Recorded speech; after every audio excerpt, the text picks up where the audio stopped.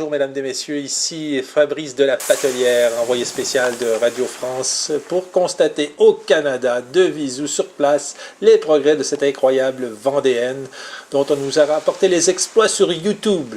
Alors vous vous souvenez le mois dernier, les progrès que faisait cette Vendéenne, on la voyait déjà dans l'équipe de France, à Vancouver 2010, elle progressait à un rythme effarant. Regardez là ce qu'on nous avait rapporté. Eh bien aujourd'hui nous avons découvert qu'il s'agissait d'une vaste supercherie. Et oui, une supercherie. Il ne s'agissait pas de la jeune Vendéenne que l'on voyait sur les séquences précédentes, il s'agissait de son coach, un fumiste, un imposteur. Nous allons découvrir comment ces deux lascars nous ont bien dupés et ont failli duper même les autorités de l'équipe de France. Regardez comment ils y sont pris, regardez les pantalons, ce n'est pas la Vendéenne, c'est son coach. Et regardez ce qui s'est passé quelques instants auparavant. Nous voyons le coach, l'usurpateur, se dévêtir, enfiler le jaquette de la Vendéenne, et voilà, le tour est joué, nous avons tous été dupés. Alors nous allons essayer de retracer les deux lascars et avoir des explications concernant cette vaste supercherie. Voilà maintenant où en est la soi-disant olympienne Céline Gendre. C'est pas mal quand même, c'est pas mal. Pour une Vendéenne, je défie tous ses amis d'en faire du pareil. Elle a vraiment progressé. Mais nous sommes loin des Olympiques de Vancouver quand même qui commencent à peine dans quelques jours. Elle fait du bon ski, belle technique, nous devons l'avouer. Franchement, je lui tire mon chapeau, mais là, les olympiennes, loin de là. Madame Gendre, Fabrice de la Patelière de Radio France Inter, qu'avez-vous à dire là, concernant cette supercherie qui a été démasquée, mise au jour, avec votre coach là, c'est québécois? Écoutez, moi je vais être franche et claire aujourd'hui avec vous. Voilà, je suis arrivée mi-novembre à Saint-Sauveur. Je voulais faire du ski, je me suis inscrite à un cours.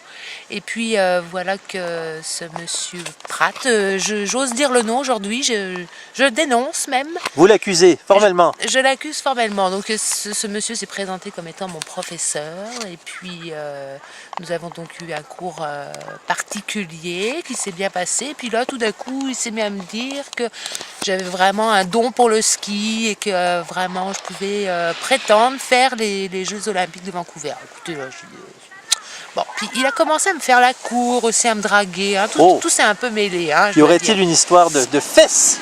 Écoutez, bon, j'irai pas, je ne rentrerai pas dans les détails, mais ce monsieur a insisté donc et a cru en moi. Alors je me suis laissé dire que peut-être éventuellement je pourrais faire les Jeux Olympiques de Vancouver. Mais et où il est cet escroc? Il se cache? Cet escroc, écoutez, la dernière fois que je l'ai vu, puisque cette histoire est complètement terminée, je me suis fait escroquer de bout en bout.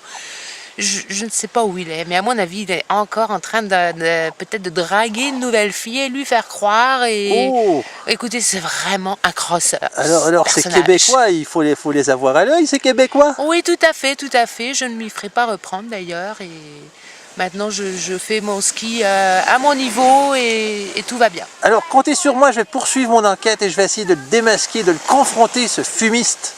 Écoutez, je serais très heureuse que vous le retrouviez, que vous mettiez face à ses erreurs et que lui aussi soit interviewé finalement et qui s'explique. Alors, est-ce qu'il y a encore quelques sentiments pour vous à son égard? Cela ne vous regarde pas, monsieur de la Batelière, mais je dirais que je ne veux pas en parler. D'accord, merci pour ce petit moment. Oui, donc Sabine Drucker en direct de France Inter. Donc je reviens sur cette histoire. Je viens donc reprendre l'histoire de notre confrère Fabrice de la Patelière qui est rendu suivre les Jeux de Vancouver. Donc nous avons effectivement retrouvé Monsieur Pratt sur les pistes de Saint-Sauveur. Vous pouvez en ce moment même le voir. Donc il m'accorde une interview spéciale. Donc Sabine Drucker en direct de France Inter. Donc voilà, je suis en présence de Monsieur Pratt et ma première question, Monsieur Pratt, forcément, pourquoi voulez-vous parler à visage couvert, disons pouvez-vous expliquer? Bien, j'ai honte de moi, de ce que j'ai fait. Je veux pas que mes amis me reconnaissent. Je suis vraiment confus dans toute cette histoire. Mes sentiments m'ont influencé énormément. Et là, je suis trop honteux pour apparaître face à la caméra. Nous avons pu interviewer Mademoiselle Gendre ce matin. Effectivement, elle n'est pas très très contente après vous. Aimeriez-vous lui dire quelque chose ou avez-vous quelque chose à dire à ce sujet-là? Ben, je peux lui dire que je suis tombé amoureux d'elle, que c'est la Française de mes rêves.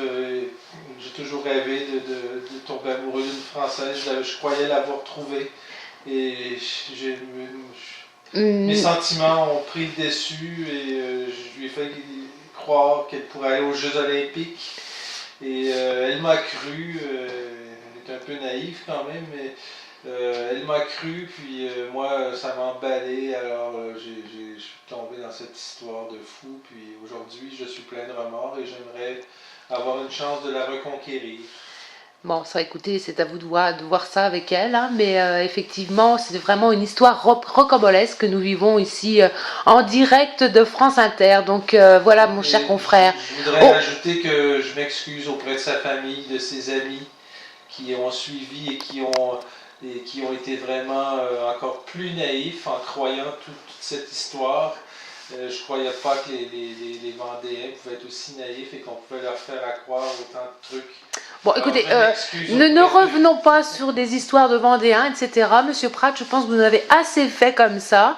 Et je pense que les amis de Mademoiselle Gendre vous reconnaîtront à travers cette réponse. Donc voilà, nous pouvons clôturer cet entretien. Merci Monsieur Pratt d'avoir bien voulu répondre à nos questions. Ça m'a fait plaisir. Au revoir.